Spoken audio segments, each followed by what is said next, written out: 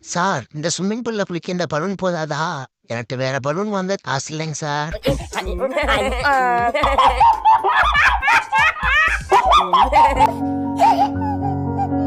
கடவுளே, ஏன் என்ன இப்படி சோதிக்கிறா? ப்ளீஸ் அண்ணே, உங்க தோட்டத்துல ஒரு வேலை ஒன்று போட்டு விடுங்கண்ணே. நான் நல்லா வேலை பார்ப்பேன்.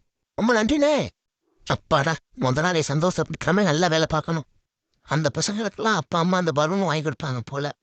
நமக்கு தான் வாங்கி கொடுத்தே ஆகல. மாடு நல்லா சாப்பிடு, உனக்கு இன்னைக்கு புல்லு கொண்டு வந்திருக்கேன். நான் அப்படி என்ன சொல்லிவிட்டேன்னு அந்த பயலுக்கு அப்படி சிரிக்கிறாங்க. இருக்கட்டும்டா, முல்லா வச்சுக்கிறேன். ஐ காசு.